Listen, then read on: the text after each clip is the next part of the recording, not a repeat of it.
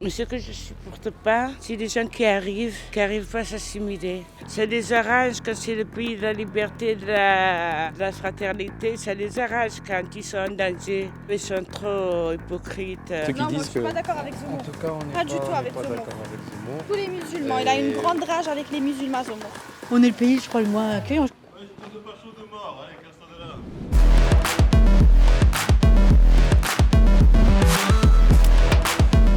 Alors aujourd'hui, on se trouve à Marseille, plus précisément dans le quartier du Panier, dans le 2e arrondissement. Il faut savoir qu'en plus d'être un quartier absolument typique de la cité phocéenne, c'est aussi une partie de la circonscription de Jean-Luc Mélenchon, puisqu'il y a été élu en 2017 avec plus de 60% des voix. Et du coup, on va interroger ses habitants sur un concept particulièrement cher aux candidats à l'élection présidentielle, la créolisation. Qu'est-ce que c'est? Qu'est-ce qu'ils en pensent? Et est-ce que ça peut constituer un modèle d'avenir pour la France? Et du coup, c'est un concept qui propose, en opposition à des concepts qui viennent plutôt de droite et l'extrême droite, comme le grand remplacement, etc., où en fait on imagine une sorte de métissage heureux. Le métissage, oui, je suis pour le métissage, parce que voilà, une société qui serait tout sur le même modèle, ça serait un peu dommage. Si on ne profite pas des connaissances des gens, de leur culture, de plein de choses, effectivement. Et est-ce que vous ne pensez pas qu'il y a aussi une utilité à avoir un socle commun sur lequel on puisse tous se rassembler? Ah, c'est important aussi, Ok. parce qu'il faut un équilibre quand même. Pour un équilibre. Oui, oui, et une même base un peu quand même. Ok. Ouais. Quand plusieurs personnes cohabitent, c'est normal que chacun prend de l'autre. Et vous pensez qu'en France, il y a une nouvelle culture qui s'est créée avec des nouveaux codes, avec des... Chacun garde sa culture, mais n'empêche qu'on arrive toujours à bien cohabiter, à bien s'entendre, à bien vivre. Quand je regarde les musulmans, ils gardent leur culture d'origine. Ouais. Vous, Moi, j'ai pas de culture, j'ai pas de religion, j'ai pas de... Vous avez la culture française du coup? J'ai la culture française peut-être, oui. Mais ce que je supporte pas, c'est les gens qui arrivent pas à s'assimiler. Ça les arrange quand c'est le pays de la liberté, de la fraternité. Ça les arrange quand ils sont en danger. Ils sont trop hypocrites. On ne peut pas se faire à ces gens-là. J'ai beaucoup rêvé de la France quand j'étais pas ici, mais quand je suis arrivée, Vous viviez où du coup avant? j'étais née en Algérie quand l'Algérie était française. D'accord. Ok. Et donc, ce pays colonisé, je rêvais de le connaître. Ouais. Moi, je l'ai refusé, cette culture. Elle m'a rien rapporté, la culture arabo-musulmane. Donc, il faut arriver à vivre dans la culture du pays. Ok.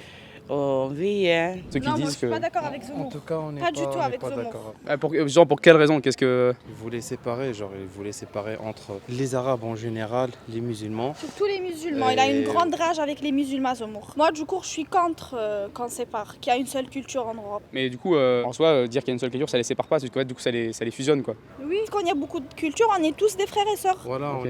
on est tous pareils dans cette planète en général.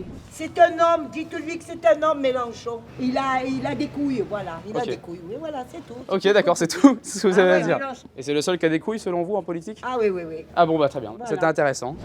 Pas d'exemple en tête, mais ça doit certainement exister en vrai, des pays où les cultures elles se mélangent et ça se passe plutôt bien. Bon, même il y aurait toujours des différences de culture, mais après c'est intéressant, mais comment dire. Chaque culture aussi veut garder sa culture, il n'y a pas de souci sur ça. Mais Vous pensez que c'est humain de vouloir garder ses origines, ses racines et oui, tout ça? en tout cas, oui, de vouloir le garder, oui, mais de ne pas accepter les autres, je trouve ça un peu dommage. Quoi. Je pense que le monde irait un peu mieux si on acceptait les cultures des autres en gardant la sienne. Par exemple, moi, quand je suis allé en Inde, on voit bien, la culture indienne, elle est bien présente, tout ça. Mais il y a quand même de l'américanisation mélangée au côté traditionnel. Le mélange, il se forme bien et ça se passe plutôt bien. Il y a des gens en jean, en t-shirt, des gens qui ont des vêtements indiens et ça se passe très bien aussi. En tout cas, c'est un pays qui est beaucoup plus ouvert d'esprit que nous en France, où on est très normalisé, tout le monde est à peu près pareil. Et c'est pour ça que, par exemple, l'Inde, c'est cool, c'est un bon exemple. C'est un truc où ça s'accepte un peu plus. Quoi. Bon, moi, je suis plus de l'avis de Jean Mélenchon Ok. que Éric Zemmour, parce que bon, voilà, on est tous des êtres humains, on est tous pareils, donc pourquoi pas ne pas s'unir, ne pas essayer de bien s'entendre, de bien vivre, il n'y a pas mieux. Hein. Ok. Moi, si je vois dans votre culture quelque chose qui peut m'apporter, pourquoi pas l'adopter? Si chacun garde sa culture, est-ce que vous pensez pas du coup que on n'arrive pas à créer une culture commune? Ah, ça, je sais pas. Ben ça, c'est tout dépend les gens, comment ils pensent, comment ils voient. Moi, personnellement, je vais pas obliger mon entourage à faire ce que je veux, à me suivre. Ouais. Voilà, chacun pour réglé. soi et Dieu pour tous. Alors on a eu pas mal d'avis assez construits, mais on va essayer de chercher maintenant des points de vue un peu antagonistes pour essayer de créer un peu de confrontation. Attends, chier.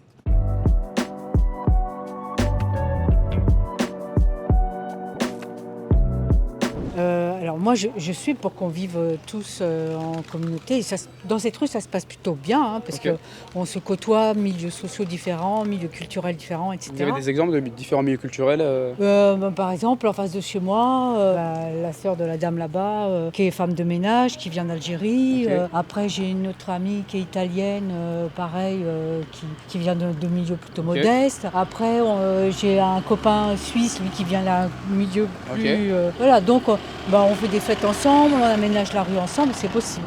C'est possible, mais sur un petit territoire, peut-être. Et il faut une volonté aussi des élus, il faut une volonté des gens. Arrêter aussi que les médias distribuent une mauvaise information. Oui, parce que les gens ont peur, donc se replient sur eux-mêmes. Tant qu'il y aura des logements sociaux, parce qu'il y en a encore quelques-uns, ça pourra fonctionner. Mais une fois qu'il n'y a plus de logements sociaux, c'est difficile. Pour vous, du coup, assimilation, ça arrive un petit peu avec gentrification? Non, moi la gentrification ne me dérange pas si on ne fait pas partir les populations. Oui, mais du coup, logiquement, la gentrification fait partir les gens. Oui, je sais bien. En gros, vous tenez à ce qu'on conserve une diversité sociologique. Voilà, c'est ça. C'est que et aussi tout culturelle, le monde vive ensemble, ce qui est important. La France, elle est faite de ça aussi. Si on prend toutes les régions, chaque région a sa particularité. Oui, mais il y a un bassin culturel commun, non?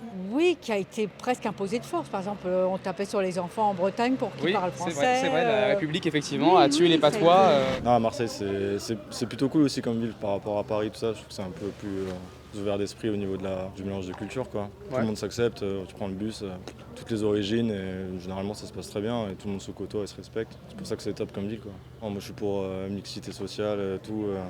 Et pourquoi est-ce que le Covid nous a enlevé ça? Parce que ça divise les gens au lieu de les réunir, quoi. Par exemple, rien que ce truc de pas sanitaire, mais je sais pas, regardez l'interview de Akhenaton, le Marseillais, le rappeur d'IAM, qui dit une chose très vraie, c'est qu'en fait on a divisé la société, on est tous en train de se diviser en mode toi t'es pas vacciné, mais on s'en fout qui est vacciné en fait, c'est juste vas-y, viens, on se bat contre ce virus tous ensemble et on essaie de trouver une solution meilleure, pas un truc de vaccin, pas vaccin, c'est ça que je trouve que ça a divisé au lieu de nous unir, je trouve que c'est un peu dommage, quoi. Et c'est vrai que du coup le fait d'unifier la nation, effectivement, ça peut servir des dessins politiques, et contrôler un peuple, c'est vrai, envoyer les gens au combat, c'est vrai aussi, mais est-ce que derrière c'est pas aussi intéressant pour garantir la solidité d'une nation, la pérennité d'un peuple, de l'unir autour d'un socle quand même Non, parce que oui, il y a peut-être, de toute façon le socle il est là, c'est l'école publique, les enfants de tous les gens qui viennent s'installer en France viennent à l'école, mais on respecte, je pense que l'école elle est là pour dire aux enfants, voilà, vous faites partie,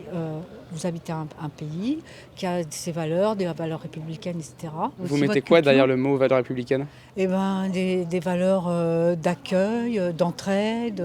Ça en soi c'est commun à tous les pays, non? Il n'y a qu'en France qu'on est accueillant Non, on l'est pas.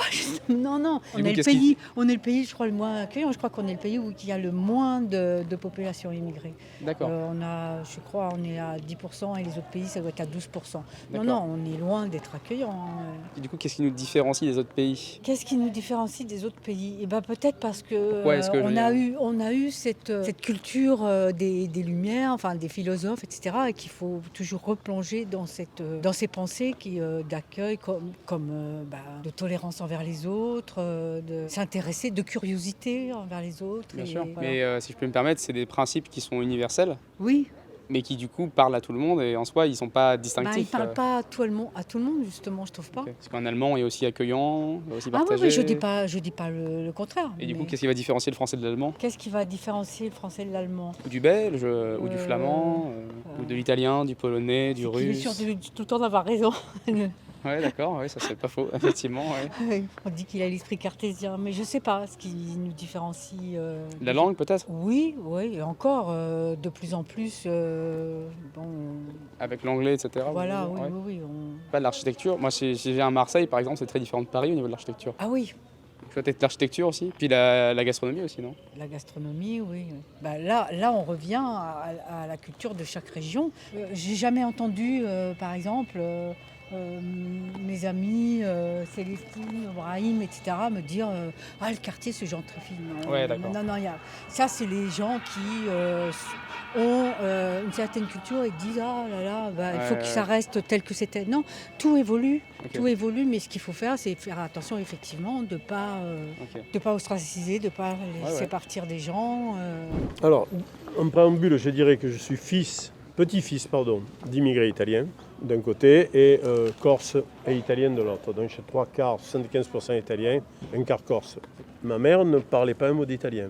Parce que mes grands-parents ont évité de parler italien à la maison, parce qu'il fallait s'intégrer. Ils avaient décidé de s'intégrer. Mon grand-père était maçon. Quand il est arrivé ici, ma grand-mère a fait les ménages, je suis fier de le dire, parce qu'il n'y avait pas la Sécu, la RMU, fatalement, donc il fallait bosser. À partir de là, eux sont un exemple de gens qui ont contribué à une nouvelle culture. Moi, je suis né à Marseille. Là, je fais guide en plus pour arrondir les retraites avec les touristes italiens, puisque je parle italien. Ah. Moi, mais par chance, j'ai épousé une Italienne en deuxième noce. Sinon, moi non plus, je ne parlais pas italien. D'accord. À partir de là, les vagues dans le panier ont été successivement... au départ, il y avait des marins. Mon ex-femme était d'origine bretonne. D'accord. Parce que, d'un côté, et italien, marseillais de l'autre. Pourquoi ? Ils se sont rencontrés marins ici. Après, il y a eu les vagues d'immigration successives.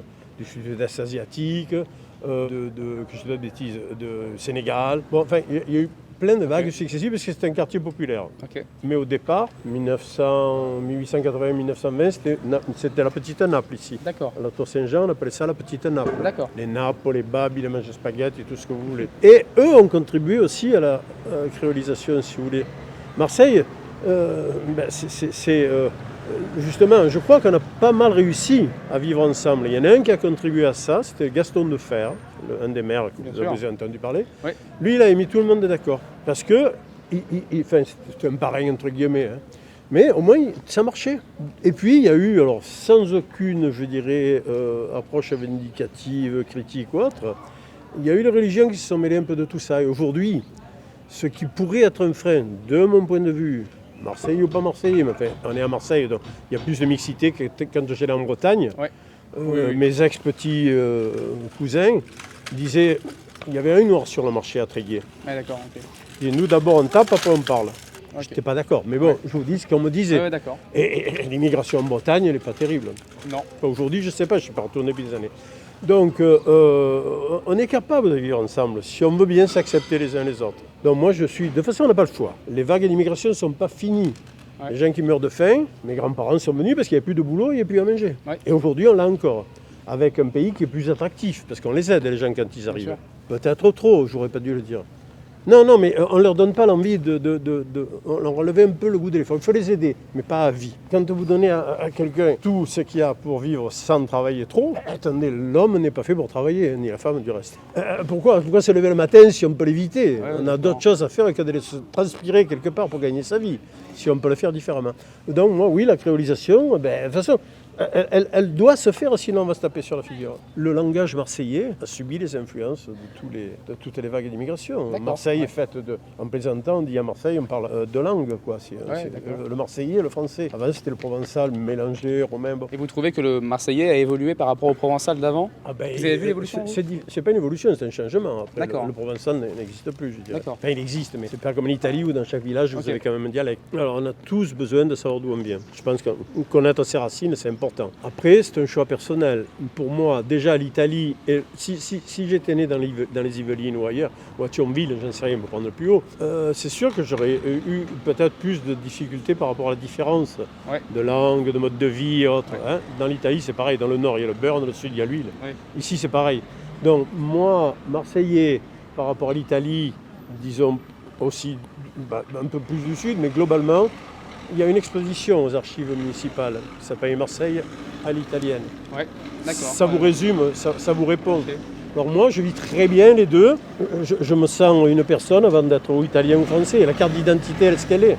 Mon fils, lui, se sent plus italien. Il a la double nationalité, parce qu'il est né en Italie, mais il est français en même temps. D'accord. Ça serait intéressant, mais je trouve qu'on a déjà beaucoup de culture et la planète en a assez. Vous en pensez quoi, vous, monsieur ? Un peu. De la créolisation ? Totalement contre. Ok. Et pourquoi alors ? Parce que sur le papier, c'est séduisant. Sur le papier, c'est Séduisant, on se dit, non, ouais, c'est sympa. Ça n'a rien de séduisant. Pourquoi contre? Enfin, je n'ai pas... C'est Édouard Glissant, n'est-ce pas? Oui, c'est ça. Hein, non, mais je n'ai pas tous les termes du débat en tête. Je n'ai pas la connaissance totale. Je suis extrêmement attaché à ma langue, voilà, c'est tout. Ouais. Donc déjà, je ne supporte pas les anglicismes. Ouais. Alors imaginez une créolisation de ma langue. Soyez prudents dans le panier. Soyez prudents, vous verrez des affiches anti-Zemmour, des affiches antifa. Faites gaffe, quoi, vraiment. Hein. On essaye. On essaye. Ouais, je ne pas chaud de mort, hein, casse-toi de là. Non, bah, on interroge les gens, justement. Ah, bouge ta merde. Et Allez, casse-toi de là. vous êtes pro-Mélenchon ou pas? Non.